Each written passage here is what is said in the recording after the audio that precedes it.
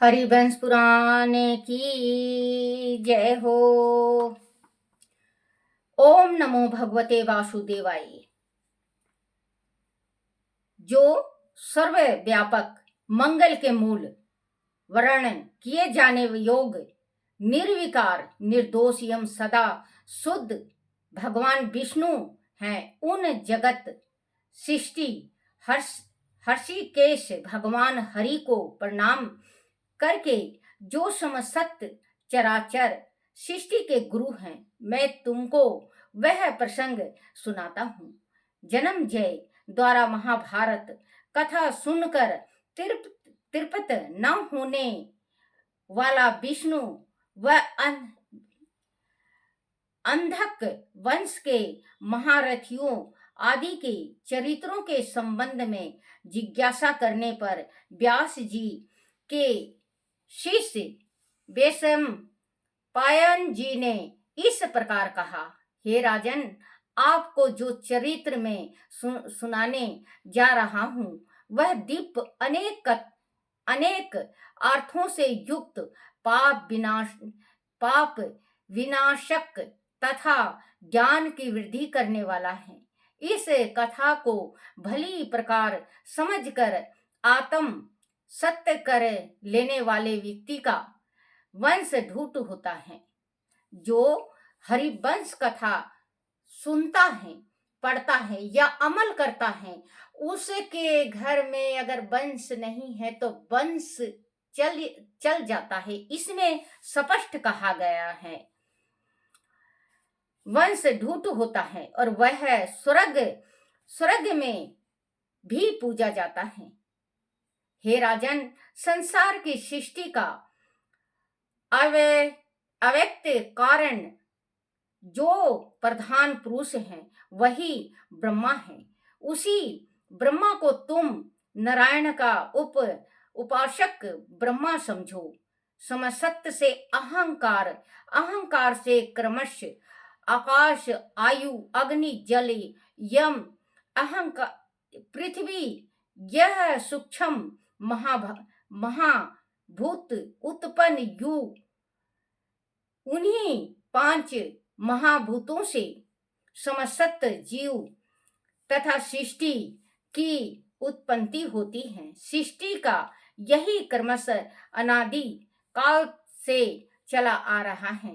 5 महाभूत की उत्पत्ति के बाद सृष्टि की रचना तथा प्रजाओं की सृष्टि की इच्छा से समय भू स्वयं उत्पन्न होने वाले भगवान ने सर्वप्रथम जल को उत्पन्न करके उसमें वीर का प्रतिपादन किया और उसे ही अपना निवास बनाया। जब सृष्टि में बिल्कुल कुछ भी नहीं था, जल जल जल था, उस टाइम परमात्मा ने वीर के बीज डाल के ही जल में अपना निवास स्थान बना दिया था। फिर इस संसार में हम सभी का उत्पादन हुआ है, निवास बनाया। जल को नर भी कहते हैं, जल को नर भी कहा जाता है। कहते हैं जल में वास करने के कारण वह ईश्वर नारायण भी कहे जाते हैं। वीर संपादिक तत्व सर्वमयी अंडे में परिवर्तन होकर उसी जल में विश्राम करने लगा। उस अंडे से हिरण्य गर्भ ब्रह्मा स्वयं उत्पन्न हुए, ऐसा मैंने सुना है।